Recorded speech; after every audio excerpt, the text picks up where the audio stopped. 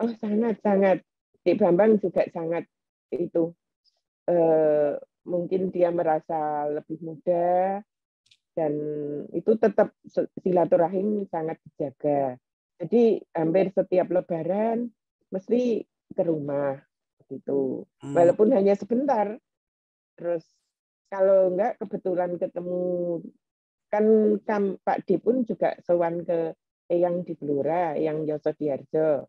Nah, itu kami ketemuan di situ juga gitu. Jadi ya kalau mungkin sudah ketemu nanti dia enggak ke Tegal. Tapi kalau meliput berita di daerah Tegal, walaupun dia sudah tinggal di Semarang, itu tetap saja dia menginap di rumah kami sekitar 2 malam atau 3 malam begitu. Iya. Jadi silaturahmi terjaga terus.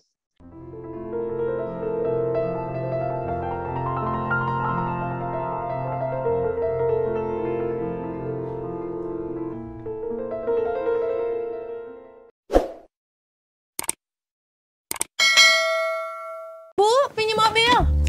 Boleh, tapi nanti anterin ibu arisan dulu sama isin pulsa. Transferin buat bayar arisan, terus nanti ambilin cash juga. Pinjam mobil sekali, nantinya banyak. Makanya perbanyak transaksi, kumpulkan poin, lalu tukar dengan kupon undian di BNI Mobile Banking dan menangkan hadiahnya. Gak pakai nanti.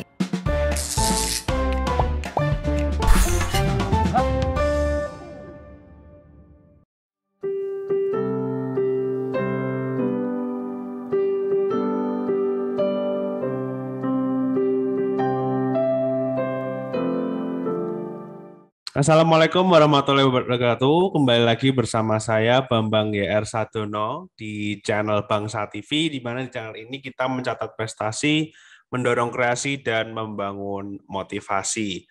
Pada hari ini kita kedatangan tamu Ibu Hajah Eka Mardiana Sutadi atau Bude Ana ini. Jadi Bude Ana ini adalah anak tertua dari keluarga Sutadi, di mana Pak Adi tadi itu yang menampung Papa dulu di Tegal tahun 70-an sepertinya. Iya, Bude ya? Iya, tahun 1975. Ya. Oke. Sebelumnya aku mau tanya kabar dulu nih, Bude. Gimana kabarnya, Bude? Ya, Assalamualaikum, Cik Raja. Ya. Alhamdulillah, kabar Bude baik-baik. Juga kabar Mbak Sekar di Jakarta, juga keluarga yang di Jogja juga alhamdulillah semuanya baik-baik. Alhamdulillah. Iya. Kondisi di sana gimana, Bude? Ini lagi ada acara atau lagi kumpul-kumpul? Enggak, ini saya kebetulan lagi ke Jakarta. Diajak Mbak Sekar ke Jakarta. Tahun baruan ceritanya. Iya, ini buat penonton juga saya ucapin selamat tahun baru juga ya. Mungkin belum mengucapkan, jadi ya selamat tahun baru. Terus kegiatannya sekarang apa, Bude? Saya ya cuman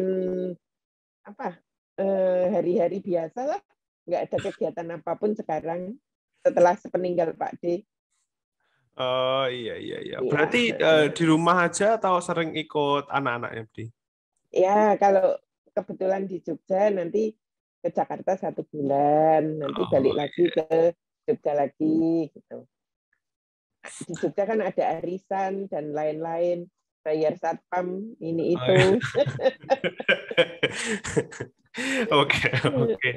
Iya, mungkin langsung ke pertanyaannya saja ya. Soal di sini kan ini dalam rangka merayakan ulang tahunnya Papa yang ke-65 ini, tanggal 30 Januari nanti ini. Jadi aku mewawancara banyak keluarganya Bapak, di mana nanti kayak mengulik sejarahnya seperti itu dari pas di Blora terus di Tegal dan seterusnya seperti itu. Nah, kalau tadi bicara tentang Bapak di Tegal kan tahun 1975 ya. Nah, waktu itu kesan pertamanya apa? Pertama kali ketemu itu Bapak seperti apa sih pada tahun itu? Oh iya, alhamdulillah. saat itu kami sekeluarga Sutati itu kebetulan yang tadi itu dipindahkan sebagai pimpinan PU di Kota Tegal. Ya. Nah, selama hampir setahun itu sebelum Dik Bambang hadir, itu kami penyesuaian yang luar biasa sekali terhadap bahasa ini itu. Maklum kami dari Rembang. Yeah. Nah, terus kebetulan tahun keduanya, sebelum tahun kedua, Dik Bambang hadir setelah lulus dari SMA di Blora ya. Nah, kami kumpul satu rumah. Kebetulan Dik Bambang itu niatnya akan mendaftar sebagai pegawai negeri PNS lah kalau sekarang di PU Tegal. Nah, setelah kebetulan harus calon PNS ya. Nah, sehari-hari Dik Bambang sudah bekerja sebagai kepala gudang kebetulan itu satu halaman dengan rumah Eyang. Gudangnya itu ada di belakang rumah kami. Nah, jadi Dik Bambang nggak perlu transportasi, hanya jalan kaki sudah nyampe gitu. Nah, terus sehari-hari dia juga rutin bekerja dari pagi sampai sore, rutin Senin sampai Sabtu. Nah, terus di sela-sela itu setelah pulangnya Dik Bambang ganti membantu pekerjaan bude. Jadi membantu pekerjaan rumah tangga bude. Jadi ya maklum karena hubungan kami agak dekat, jadi bude ya agak mempercayakan kepada Dik Bambang. Terus saya pun juga merasa senang karena saya saat itu kelas 3 SMA, karena harus mengejar pelajaran yang tertinggal sangat jauh. Saya sudah les pun setiap sore dan habis maghrib gitu. Sepulangnya kadang masih kurang paham. Nah, Dik Bambang sebagai mentor saya. Saya kalau kesulitan aljabar atau ilmu kimia atau ilmu fisika, pokoknya sedikit banyak Dik Bambang membantu saya. Saya jadi senang dapat merasa ada abang di kehadiran seorang Kang Mas gitulah di rumah kami. Terus belum nanti yang kecil-kecil itu minta diantar kemana, ke toko buku, kemana. Nah itu pokoknya semua Dik Bambang itu harus bisa dekat dengan semuanya. Diperebutkan lah ceritanya.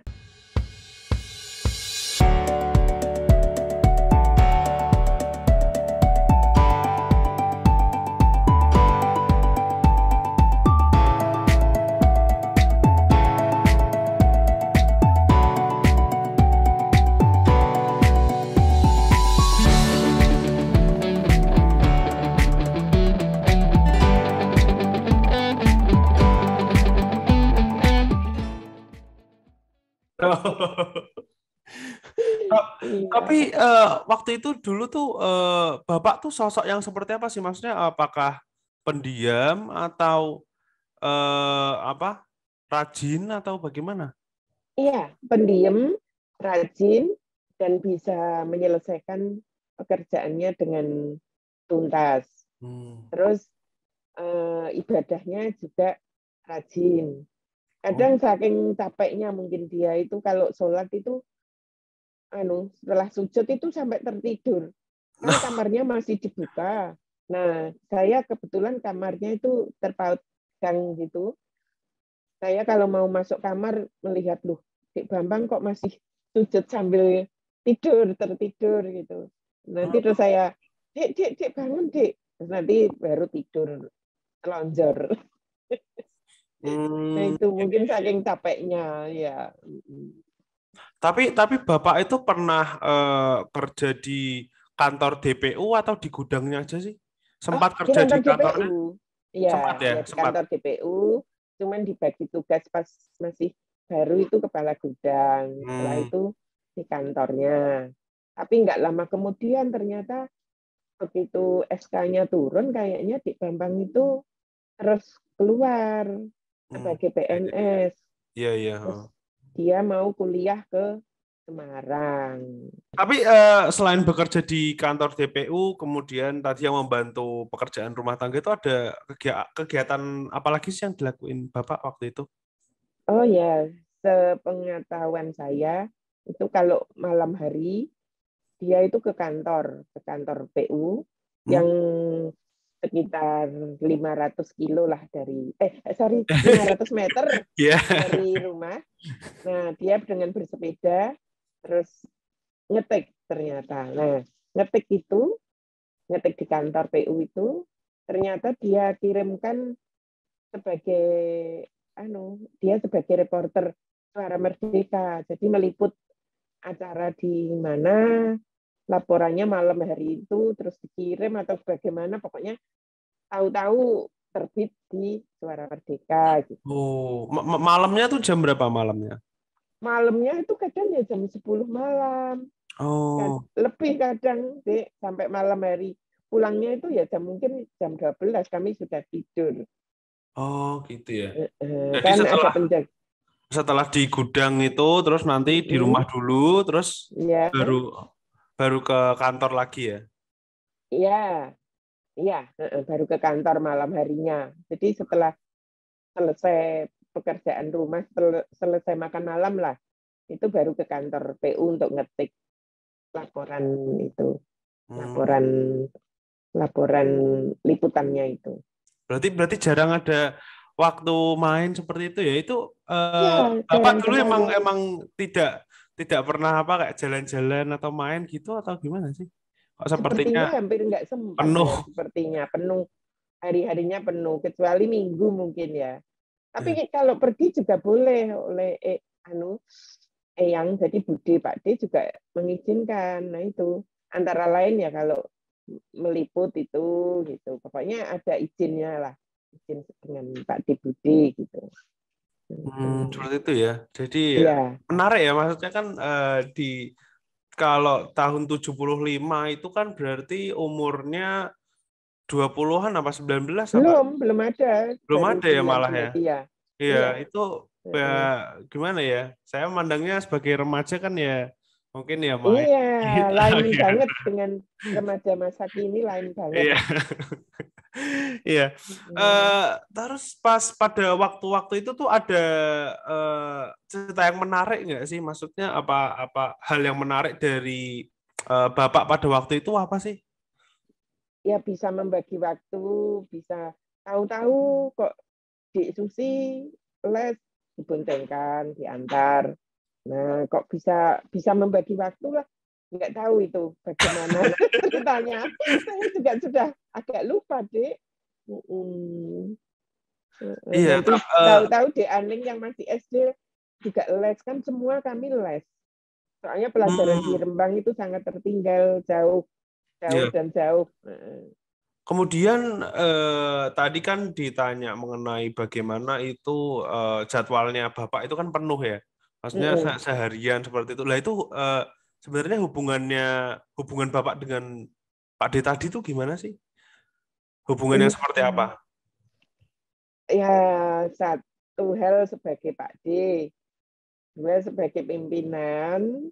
Nah, ya itu, tapi Pak D itu juga akrab. Kadang-kadang suatu saat ya, yuk kita makan bersama, jajan di luar gitu. Nanti berdesaan satu mobil, kan kami bertujuh, ditambah Dik Bambang, ya udah Pak D, Bude, satu mobil gitu. Terus kami makan apalah, bakso atau apa gitu. Tadi yang seperti yang sudah disinggung juga kan setelah dari Tegal ini kan keluar terus kuliah di Semarang seperti itu ya, terus jadi wartawan, kemudian jadi wakil pemimpin redaksi, ketua PWI seperti itulah ya. Nah, itu masih menjaga komunikasi nggak sih dengan keluarga di Tegal? Oh, sangat. Dik Bambang juga sangat itu mungkin dia merasa lebih muda, dan itu tetap silaturahim sangat dijaga. Jadi hampir setiap Lebaran mesti ke rumah gitu. Walaupun hanya sebentar. Terus kalau enggak kebetulan ketemu, kan Pak D pun juga sowan ke Eyang di Blora, Eyang Yosodiarjo. Nah itu kami ketemuan di situ juga gitu. Jadi ya kalau mungkin sudah ketemu nanti dia enggak ke Tegal. Tapi kalau meliput berita di daerah Tegal, walaupun dia sudah tinggal di Semarang, itu tetap saja dia menginap di rumah kami. Sekitar 2 malam atau 3 malam. Iya. Jadi silaturahmi terjaga terus. Sampai Dik Bambang menikah. Pernah waktu itu sama Dik Lintang, saya ingat. Dik Lintang kecil, baru 1 putrinya, itu ke rumah dan bermalam untuk meliput meliput berita di Tegal. Terus ditinggal di rumah bersama Dik Lintang begitu. Terus Dik Bambang yang meliput berita begitu.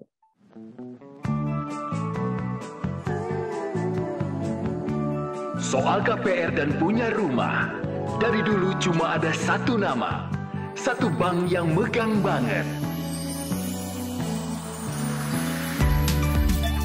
Sekarang A sampai Z-nya serba digital buat kita.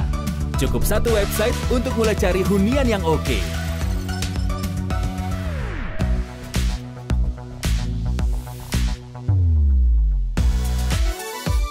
Lagi sesibuk apapun, cukup satu fitur ngajuin KPR online.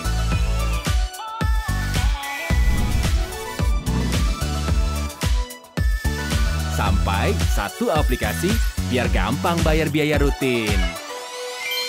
Kini, semua ada di jarimu. Satu nama dengan pengalaman 45 tahun memimpin segmen KPR. KPR, pasti BTN. Iya, terus itu kemudian berlanjut ke itu ya, maksudnya kan setelah yang jadi di Semarang itu kan Bapak jadi anggota Dewan juga itu ya, jadi DPR, DPD, DPRD seperti itu. Sepertinya kok kayak dijaga terus ya silaturahminya, maksudnya kan saya juga ngerasain, maksudnya setiap tahun setidaknya sekali ke Jogja seperti itulah, mengunjungi seperti itu. Itu sebenarnya udah dari lama atau barusan itu, maksudnya kan aku dari kecil dibawa terus seperti itu ya, apakah itu sudah dari lama atau baru-baru aja sih sebenarnya? Sudah sejak lama. Jadi sejak Dik Raja kecil pun saya ngerti pertumbuhannya. Jadi masih agak-agak nakal Dik Raja itu saya juga ngerti. Ngerti karena setiap tahun itu kami bertemu gitu. Hanya agak akhir-akhir ini kadang kalau sowan ke Pak Deputi itu saya nggak sempat menemui begitu, karena kami di rumah sendiri. Gitu. Tapi memang itu ya, maksudnya entah apa, tapi sepertinya apa yang didapatkan Bapak di pengalaman di Tegal ini sepertinya sangat sangat spesial ya, maksudnya berkunjung terus, kemudian ini juga dibahas di wawancara ini, maksudnya apa sih yang dirasakan Bu Diana pada pengalaman ketika bersama dengan Bapak itu? Apakah ada firasat, maksudnya wah ini Bapak itu orang yang gigih dan mungkin bakal jadi sukses, ada firasat seperti itu nggak sih sebenarnya? Sebetulnya enggak ya, karena ya memang Dik Bambang itu gigih orangnya. Nah tapi mungkin disiplinnya itu juga mungkin mengikuti disiplinnya Pak D yang sangat keras, mungkin ada berapa persen ada andilnya mungkin. Nah, terus Dik Bambang mungkin karena lihat Pak D seperti itu, dia juga saling mengagumi, begitulah mungkin. Iya memang sering cerita sih, kalau ke aku sering cerita gimana dulu perjuangannya di sana sih. Jadi ya memang sangat terlihat. Kemudian ini Bude, jadi setelah sekian lama nih, kan Bapak menjelang 65 tahun lah, itu apa sih kesan yang didapatkan? selama ini dari Bapak? Ya, setelah kami tinggal berjauhan, nah ya kami tetap silaturahim. Jadi seperti saat saya juga pernah ditolong waktu itu saya ke Jakarta, ikut syuting Siapa Berani saat itu yang lagi trendy ya. Nah itu saya juga ditolong sama Dik Bambang bermalam di Hotel Indonesia saat itu, terus diantar, dijemput dari bandara gitu. Pokoknya diservis di Jakarta selama 2 hari itu saat itu. Nah itu saya juga tidak lupa itu. Terus termasuk saat almarhum suami saya dapat serangan jantung yang kedua di Rumah Sakit Karyadi Semarang. Mungkin Dik Raja ingat itu saat itu. Saat itu pas nikahnya Dik Mesti. Ya. Ya, jadi Pak D nggak bisa resepsi ke gedung dan ternyata harus masuk ke UGD di Karyadi, langsung dirawat sampai 2 minggu. Nah itu setiap sore, setiap pagi sore lah, pokoknya keluarga Dik Bambang itu mesti membesuk. Entah itu misal keluarga Dik Lintang, atau manten barunya, saat itu Dik Mesti, Dik Ratia juga, pokoknya setiap hari mesti ada yang besuk ke rumah sakit. Jadi mungkin terus Pak D Cukup Marnoto saat itu yang sedang sakit, jadi apa ya, besar hati, terus cepat pulih, terus kembali ke Jogja, pulang ke Jogja begitu. Itu saya juga sangat terima kasih gitu. Oke. Disupport setiap hari, didatangi keluarga dari Grandis. Ya, mungkin itu juga sebagai rasa terima kasihnya Bapak juga maksudnya. Jadi timbal balik aja dari apa yang sudah dilakukan Pak D tadi seperti itu mungkin. Iya, iya. Kemudian ini untuk pertanyaan terakhir, Budi. Jadi seperti yang kita tahu kan Bapak ini sudah masuk ke dunia media sosial ya, di kanal YouTube seperti itu. Iya. Mungkin bisa saran dan harapannya untuk kedepannya buat Bapak di tahun baru ini. Oh ya, semoga di tahun ini, di tahun 2020, di mana Dik Bambang menginjak usia yang ke-65, tepatnya nanti tanggal 30 Januari, semoga selalu sehat, semangat, dan bermanfaat, penuh barokah, dan bahagia bersama keluarganya. Dan semoga sukses untuk kanal ini, di medsosnya semoga semakin sukses, semakin bisa bermanfaat bagi masyarakat, juga kepada keluarga besar kita semuanya. Amin, amin, ya rabbal alamin. Amin, amin. Baik, terima kasih Budi. Semoga doa-doanya balik ke Budi juga. Amin, amin, ya Amin, rabbal amin, alamin. amin. Ya.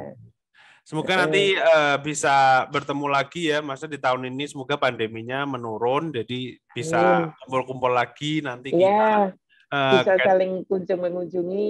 Iya, nanti kita bisa catch up lagi, maksudnya cerita-cerita lagi tentang gimana tahun-tahun ini kan jarang bertemu lah, mungkin nanti kita bisa kumpul lagi seperti itu. Sekali lagi terima kasih Budi, udah nyempetin waktunya. Iya, sama-sama, Dik.